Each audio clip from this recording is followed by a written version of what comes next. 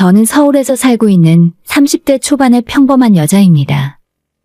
TV 막장 드라마에나 나올 법한 막 나가는 시어머니를 만나서 남편과 결혼하기 전부터 말도 못할 마음고생을 했었어요.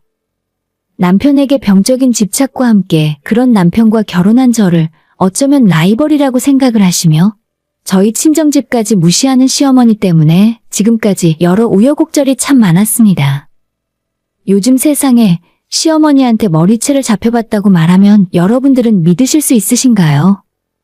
제가 지금부터 황당하다는 말로는 부족한 제 결혼생활 이야기를 해드리려고 합니다. 잘 듣고 결혼할 때 저희 시어머니 같은 사람은 피하시길 바래요. 사실 저희 남편은 이기적이고 자기밖에 모르는 시어머니 때문에 어릴 적부터 여러 가지로 하지 않아도 될 고생을 하며 큰 상처를 받고 자라온 사람입니다. 다행히 어머니와는 정반대로 자상하고 성격 좋은 시아버지가 있어서 그나마 버티고 살 수 있었던 거죠. 남편의 집은 어린 시절 그렇게 넉넉한 형편은 아니었는데 그래도 충분히 남들 할 거 다 하면서 소박하고 행복하게 살 수 있는 집이었다고 해요. 하지만 시어머니는 주변에 돈 잘 버는 자기 친구 남편들과 시아버지를 비교하며 매일 구박을 했었고 없는 형편에 시어머니가 카드건 대출이건 빚까지 져가며 사치를 부리느라 시아버지의 고생이 이만저만 아니셨다고 합니다. 게다가 시아버지가 버젓이 두 눈 뜨고 살아계시는데도 부자 남편과 다시 재혼하고 싶다는 말을 아무데서나 하고 다니셨다고 해요. 본인은 농담 반 진담 반이라고 하는데 농담이면 재미가 하나도 없고 진담이면 정말 끔찍한 이야기 아니겠어요? 진짜 웃긴 건 나중에 남편 중학교 올라갔을 때 어머님이 다니고 있던 헬스장에서 젊은 남자와 바람이 나서 같이 짐을 싸 야반도주를 했다는 겁니다. 사춘기 남편에게는 엄청난 충격이었고 2달도 못 가 같이 도망간 남자에게 버림을 받아 다시 집으로 돌아왔다고 하는데 정말 제정신이 아닌 사람이죠. 시아버지 앞에서 싹싹 빌고 한 번만 용서해달라 하는 바람에 아버님이 다시 받아주긴 했지만 그 이후로 두 분은 사이가 그리 좋은 건 아니라고 해요. 시아버지가 어머님을 다시 받아준 이유는 하나뿐인 아들을 엄마 없이 혼자 크게 두고 싶지 않아서였다고 합니다. 그렇게 큰 사고를 치고 돌아온 이후로도 시어머니는 여전히 정신을 차리지 못하셨고 술에 빠져 살며 여기저기 동네 사람들과 싸움을 벌이고 심심찮게 사고를 치고 다니셨다고 해요. 시아버지는 어머님 뒷수습을 하느라 경찰서도 몇 번 다녀오셨고 정말 지금까지 많은 고생을 하셨더라고요. 밖에서는 힘들게 일을 해서 가족을 먹여 살리고 집에서는 어머님 때문에 정신적 스트레스로 고생을 하시다가 결국 저희 남편이 군대에 가 있을 때 아직은 이른 나이에 암으로 돌아가셨다고 합니다. 암의 원인이 여러 가지가 있겠지만 평소 어머님 때문에 스트레스를 많이 받았고 그 때문에 술도 많이 드셔서 그런 것 같아요. 그나마 불행 중 하나 다행이라면 아버님이 생전에 암보험 생명보험을 들어놓으셨어요. 아마도 아버님 본인 생각에 시어머니가 못 믿어왔는지 언젠가 본인이 잘못됐을 때 아들 뒷바라지를 끝까지 못할 수도 있을 것 같아서 빠듯한 살림에도 보험을 들어 놓으셨던 것 같아요. 하지만 남편에게 전해들은 그 이후 시어머니의 행동은 충격 그 자체였죠. 군대에서 훈련을 받던 중에 아버님이 위독하시다는 연락을 받고 급하게 휴가를 나오게 되었는데 내려오는 그 사이에 아버님이 돌아가시고 말았죠. 바로 장례식장에 도착해보니 어머님은 아버님이 돌아가셨는데도 슬퍼하며 울고 있기는커녕 이제 시아버지 덕분에 잘 먹고 잘 살게 되었다며 좋아하셨다는 겁니다. 얼마 후 생명보험금을 받은 그날부터 잔뜩 신이 나서 새 집을 알아보러 다니셨다고 해요. 어머님의 행동에 너무 큰 충격을 받았던 남편은 아직도 그때의 일을 어제처럼 생생하게 기억하고 있더라고요. 그래도 불행 중 다행인 건 시어머니가 완전 생각이 없는 사람인 건 아니었는지. 아버님 생명보험금과 당시의 집 전 재산으로 3층짜리 건물을 구입했고 그 건물에 3층으로 이사를 가신 후에 나머지는 월세를 돌려 생계를 꾸려나갔다고 해요. 그러다 그 주변이 싹 다 철거되고 아파트 단지로 재개발이 되면서 신축 아파트는 물론이고 평생 벌지도 못할 돈을 갖게 되셨다고 들었습니다. 여기서 이야기가 끝이었으면 나름대로 나쁘지 않은 이야기일 수 있겠지만 어머님은 수중에 돈이 생기자 정신을 못 차리고 사치를 부리기 시작하셨고 춤바람이 나서 재산 중 상당수를 다 날리셨다고 해요. 재산의 절반 이상을 잃고 나서야 정신을 차렸고 지금은 예전만큼 잘 사는 건 아니지만 어머님이 남은 평생 일을 하지 않고도 먹고 사는데 문제는 없다고 들었습니다. 남편은 이 정도만으로도 다행이라 여기고 있어요. 그런 자기 엄마한테 완전 질려서 여자들은 다 저런 줄 알고 원래 남편은 저를 만나기 전까지는 결혼은 물론이고 연애도 절대 안 한다는 비혼주의자였어요. 하지만 30이 넘은 나이에도 혼자 지내고 있으니 주변에서 여자 만나보라는 소개팅 자리가 계속 들어왔고 몇 번을 거절하다가 어쩔 수 없이 나가게 되었는데 그 자리에서 만난 사람이 바로 저였습니다. 남편은 저를 보고 첫눈에 반하게 되었고 왠지 모르겠지만 이 사람이라는 생각이 바로 들었다고 해요. 그렇게 만나 연애를 2년 넘게 했었는데 남편은 선뜻 저와 결혼하겠다는 마음을 먹지는 못하고 있었습니다. 저도 결혼하고 나면 자기 엄마처럼 변해서 결혼 생활을 지옥으로 만들게 될까봐 그 걱정에 결심을 내리지 못하고 있었어요. 하지만 연애하는 중에 남편 집안 이야기를 다 듣고 미리 제가 다 알고 있었기 때문에 제가 먼저 결혼하자고 말을 꺼냈어요. 이미 저희는 서로 없으면 이제 못 사는 사이가 되었고 단지 제정신 아닌 시어머니 한 사람 때문에 결혼을 하지 않는다는 건 받아들일 수 없는 일이었죠. 제가 남편에게 결혼하자고 먼저 이야기했을 때 남편은 시어머니가 결국 저까지 괴롭히고 불행하게 만들 거라며 안 된다고 거절했습니다. 하지만 저는 그런 건 전혀 상관없었고 우리 두 사람만 확실하면 뭐가 문제겠냐 싶은 생각이었죠. 제가 남편에게 프로포즈를 하고 얼마 후 처음으로 시어머니에게 인사를 드리러 갔었는데 남편이 걱정하던 일은 벌어지지 않았습니다. 그래, 아가씨는 고향이 서울이야? 아니요, 제가 고등학교까지 지방에서 살았어요.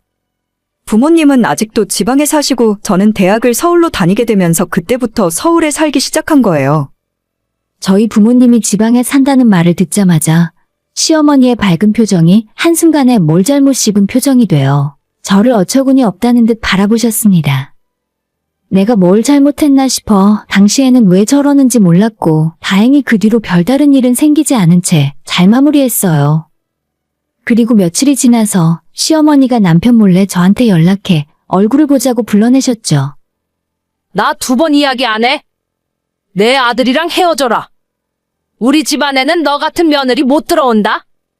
갑자기 연락해서 이게 무슨 소리인가 싶었죠. 어머니 죄송한데 저희는 어머님 말씀을 들을 생각 없어요. 이미 저희 두 사람 결혼해서 살기로 결심했거든요. 오늘 들은 이야기는 못 들은 걸로 하겠습니다. 뭐야, 너 지금 내가 하는 말에 말대꾸 하는 거야? 어머님이 저를 당장에라도 때릴 것처럼 팔을 들어 올리셨는데 그 자리가 카페였고 주변에 손님들이 많으니 눈치를 보고 다시 조용히 팔을 내렸어요. 당시 남편에게 대충 들어 알고는 있었는데 자기 마음대로 일이 안 풀리면 바로 손부터 올라가는 성질머리를 보고 정말 경악을 했습니다. 당연히 그날 있었던 이야기는 제가 남편에게 다 이야기했고 남편이 집에 가서 어머님이랑 한판 크게 붙었다고 합니다. 그 뒤로도 어머님은 한동안 저희 결혼을 인정 안 하시고 제가 2번, 3번 인사를 드리러 가도 쳐다보질 않으셨어요. 엄마, 저희 무조건 결혼할 거라니까요. 엄마가 이렇게 고집 부려봤자 시간 낭비예요. 남편의 그 말에 어머님은 바닥에 철푸덕 주저앉아 신세 한탄을 하며 울고불고 난리를 쳤습니다. 남편 일찍 보내고 내가 너를 어떻게 키웠는데? 여우 같은 기집애한테 홀려서 어미를 버리고 결혼을 한다고 하냐? 그 정도로 어머님이 반대를 하셨지만 저와 남편 사이는 흔들리지 않았어요. 이미 두 사람이 서로에게 확신이 있었고 헤어지고 다른 사람을 만나는 선택지는 없었으니까요.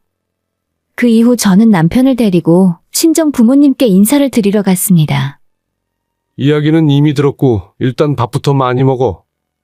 우리 집엔 자식이 딸 하나뿐이니까 잘 부탁하고. 우리 딸 울리지만 않으면 돼. 눈물 나게 하면 내가 피눈물 나게 할 줄 알아. 아빠가 말씀은 그렇게 하셨지만 이미 저희 부모님들은 허락을 다 하신 상황이었죠. 잠시만요, 여러분. 30초 안에 사연보다 더 재미있는 꿀팁 하나 듣고 지원금 최대 128만 원 받아가세요. 아이폰 갤럭시 약정 끝났을 때 여기 모르면 큰 손해입니다. 전환지원금 최대 50만 원에 비밀지원금까지 놓칠 수 있거든요. 심지어 최신형 갤럭시 아이폰을 주문 당일 받아볼 수도 있어요. 여기서 끝이 아니에요. 약정 끝난 인터넷, 가전 렌탈 역시 가만히 두면 최대 78만 원 손해입니다. 법이 정해준 지원금이니 당연히 챙겨야겠죠? 만약 다른 곳보다 지원금이 적다면 차액의 120%로 돌려준다는데 역시 업계 1위인 이유가 있습니다. 365일 주말에도 밤 10시까지 상담 가능한 아정당. 지금 바로 전화해보세요. 홈서비스 만능이사도 유명한데요. 일을 얼마나 잘하면 물품 파손 시 본사에서 최대 1,000만 원까지 보상해주고 혹시라도 불만족스러우면 이사 당일 전액 환불, 보장이사도 가능합니다. 휴대폰, 인터넷, 가전 렌탈, 이사 청소까지. 정당하게 받자 아정당.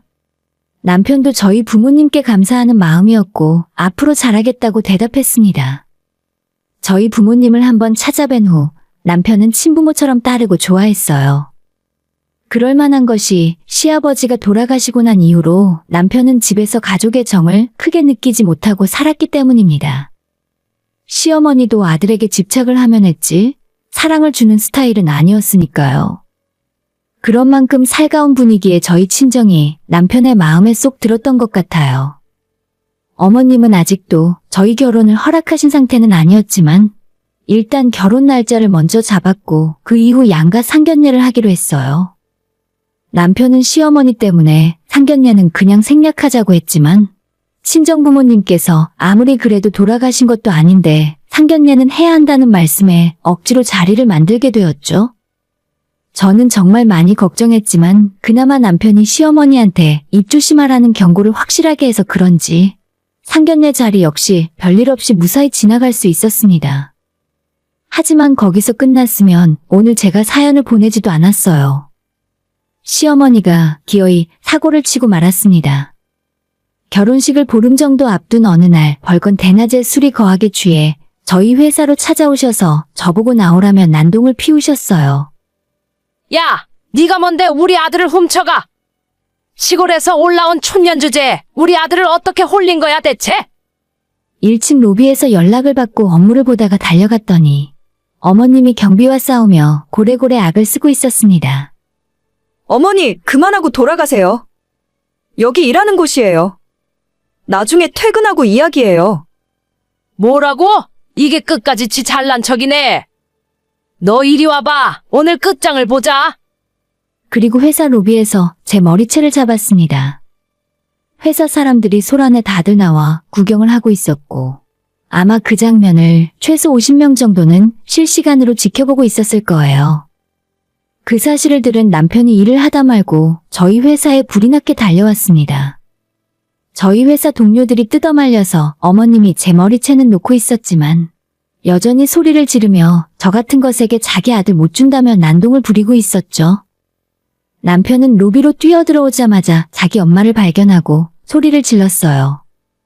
이게 무슨 짓이야? 왜 여기까지 찾아와서 행패를 부리냐고.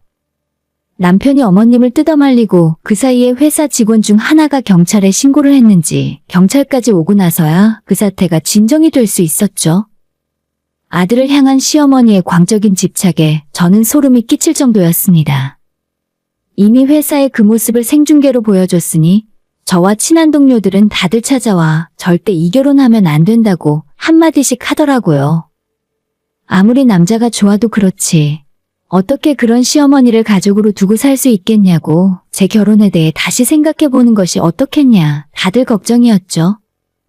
더욱이 지금은 남편도 결혼 전이라 본색을 숨기고 있는 것일 수도 있고 옛말에도 그 부모의 그 자식이라는 말처럼 똑같이 이상한 사람일 수 있다고 했어요. 사실 저도 남편을 만나면서 의문이 들긴 했습니다. 어떻게 지금의 남편처럼 따뜻하고 자상한 사람이 저런 엄마 밑에서 자랄 수가 있었나 싶었죠.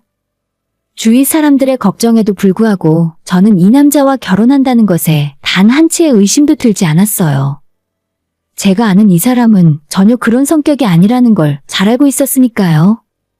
지금 제가 어머님 문제 때문에 이 남자를 떠나게 된다면 아마 엄청나게 좌절하고 폐인처럼 지낼 것이 불을 보듯 뻔했습니다. 이후로도 저희 두 사람이 결혼식장에 들어서기 직전까지 시어머니의 크고 작은 폐악질은 계속되었고 남편과 저는 더 이상 그 페이스에 끌려 다닐 수 없다는 생각에 시어머니의 행동을 무시하고 받아주지 않게 되었죠. 그러자 이제는 저희 결혼 후에 앙심을 품고 저뿐만 아니라 남편까지 같이 못 살게 굴었으며 단순히 저희 친정이 시골에 산다는 이유로 무시하는 걸로 모자라 갖은 말썽을 피우고 다니셨습니다. 사실 이 모든 일은 남편의 관심을 받기 위해서 그런 것 같았어요. 기분 좋게 신혼여행을 갔더니 첫날부터 밤새 전화를 계속 해대질 않나. 자기 아파서 쓰러졌다며 구급차 불러달라 거짓말을 하질 않나. 이래도 저래도 저희가 무시를 하니 나중에는 옆집 주민이랑 싸워서 경찰서라고 연락이 오더라고요. 아무리 난리를 피워도 저희는 흔들리지 않았고 어머님을 철저히 무시한 채 저희끼리 행복하게 알콩달콩 살았습니다. 하지만 결혼 후 1년 정도가 지났을 때 저희 친정아빠가 갑작스럽게 돌아가시게 되었어요. 퇴근길 저녁 시간에 음주운전 차에 치이셨고 그 일로 저와 엄마는 많이 힘들어했죠. 다행히 저를 곁에서 지켜준 남편 덕분에 상당한 시간이 흐르고 나서 이겨낼 수는 있었습니다. 아빠가 돌아가시고 저 못지않게 슬퍼하는 남편을 보며 왠지 이 사람이 내 가족이라는 든든한 생각이 들어서 위로가 되기도 했어요. 하지만 아빠가 떠나고 혼자 지낼 엄마를 생각하니 마음이 편치 않았던 것도 사실입니다. 아빠가 떠나고 난 뒤에 가장 힘들었을 사람은 바로 저희 엄마였을 테니까요. 저와 남편이 수시로 친정엄마에게 연락을 하고 주말에는 자주 내려가서 얼굴을 뵙고 올라왔지만 마음이 편치 않은 것이 사실이었습니다. 아빠가 돌아가시고 2년 정도가 지났을 때 엄마는 혼자 지내는 것이 너무 적적하시다며 제가 있는 서울로 올라오고 싶어 하셨어요. 한 집에서 같이 살자는 건 아니었고 저희 동네에 집을 구해 자주 얼굴을 보고 살았으면 하시더라고요. 하지만 사람이 별로 없는 지방 소도시에 사시다가 막상 서울로 올라오려고 마음을 먹으셨는데 적응하는 문제에 있어서 고민이 많이 되시는 것 같았어요. 아빠와의 추억이 담긴 집과 동네를 떠나 올라오시는 것도 마음에 걸려 하시는 것 같았고요. 그런 고민을 남편에게 이야기하자 본인이 엄마를 설득하겠다며 바로 며칠 후에 엄마 집으로 같이 내려갔어요. 장모님 빨리 서울로 올라오세요. 앞으로 맨날 저녁도 같이 먹고 이 사람이랑 백화점 쇼핑도 다니고 하세요. 사람 사는데 다 똑같으니까 너무 겁먹을 필요 없으세요.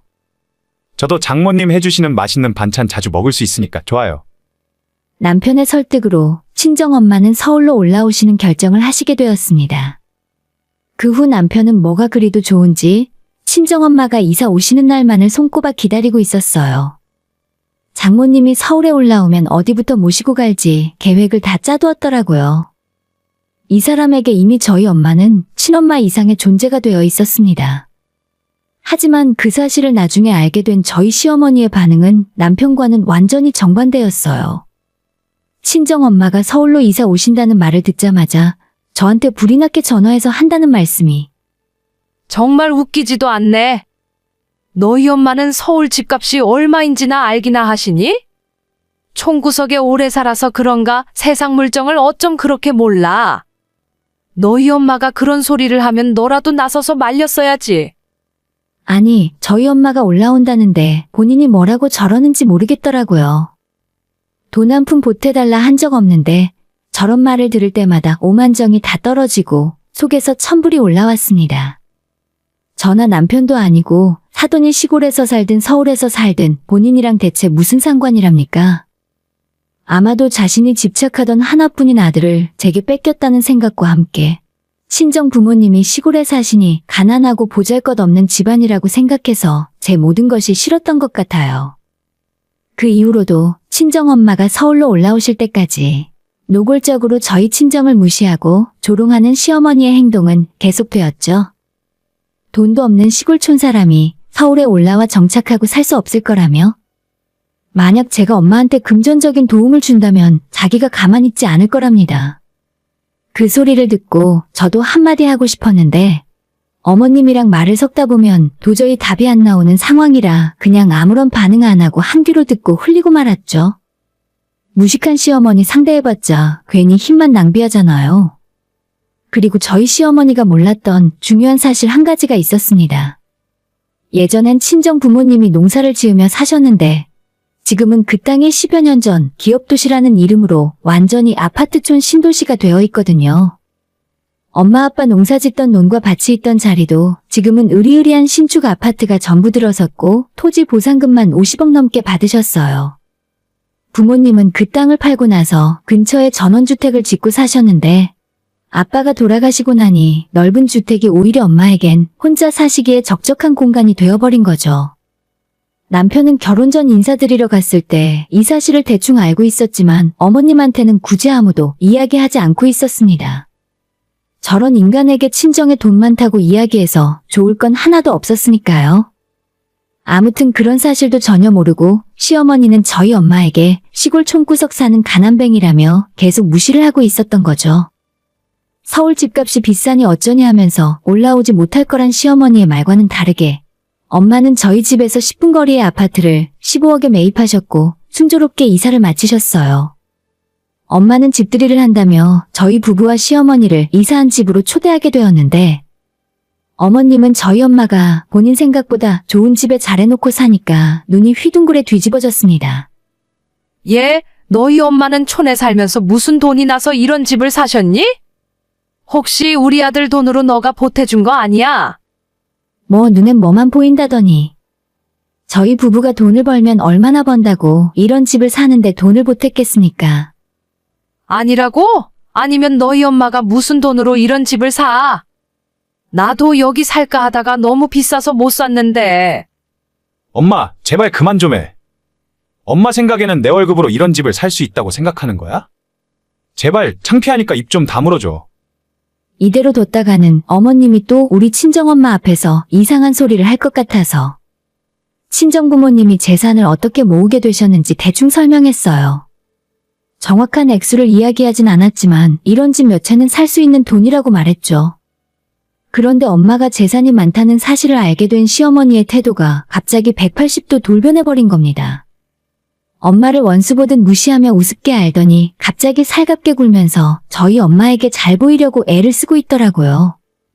그리고 그날 이후로 굳이 싫다고 됐다 거절하는 엄마를 억지로 끌고 다니며 서울 이곳저곳을 구경시켜 주셨습니다. 저렇게 두 분이 잘 지낸다면 별 문제가 없었겠지만 며칠 후에 어머님이 또다시 이상한 소리를 하셨습니다.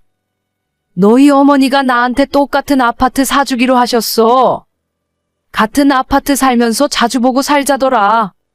네? 그게 무슨 소리세요? 우리 엄마가 그러실 리가 없는데. 아니라니까? 내가 아까 너희 엄마 만나서 앞동으로 이사 오고 싶다 했더니 괜찮은 생각이라며 좋다고 했다니까? 그건 그냥 하는 말이죠.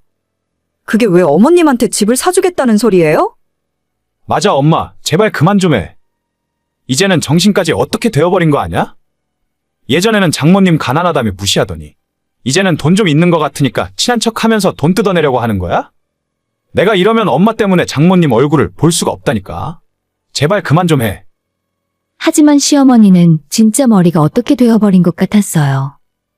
저희가 회사에 모두 출근하고 없는 평일에 친정엄마를 또 만나셨습니다. 그리고 그날 두 분이 나눈 대화는 전부 제가 듣게 되었어요. 엄마한테 우리 시어머니가 이상한 사람이니 만에 하나 집에 찾아오면 반드시 핸드폰 녹음기로 대화를 전부 녹음해 놓으라 말했거든요. 진짜 그 대화 내용을 들으니 가관이었습니다. 사부인 제가 이번 주까지 아파트 계약금 넣어야 하니까 저번에 말씀드린 부동산으로 돈 가지고 나오세요. 그 집 딸한테 내 아들 뺏긴 것도 억울한데 이제 그 보상을 받아야겠습니다. 진짜 왜 이러시는지 모르겠네요. 제가 그 돈을 왜 드려야 하죠? 돈도 많다면서 괜히 아까워하지 마시고 좋게 말로 할 때 주시는 게 좋을 겁니다. 아니면 제가 며느리한테 앞으로 어떻게 할지 몰라요. 아시겠어요? 이거는 집을 사달라 부탁하는 것도 아니고 완전히 저를 가지고 협박을 하더라고요. 저희 엄마도 시어머니가 노골적으로 접근했을 때 적당히 가방이나 하나 사주고 치우려 하셨다는데 집을 사달라고 할 줄은 꿈에도 모르고 계셨던 거죠. 해도 적당히 해야 하는데 이건 완전히 범죄나 다름없었습니다. 남편한테 말을 해야 하나 말아야 하나 고민하다가 이건 어쩔 수 없겠다는 생각이 들어 녹음 파일을 남편에게도 들려줬어요. 당연히 자기 엄마의 말도 안 되는 협박질을 들은 남편은 저희 엄마에게 사과를 먼저 하고 바로 시어머니 집으로 달려갔습니다. 문 열어. 당신이 그러고도 사람이야.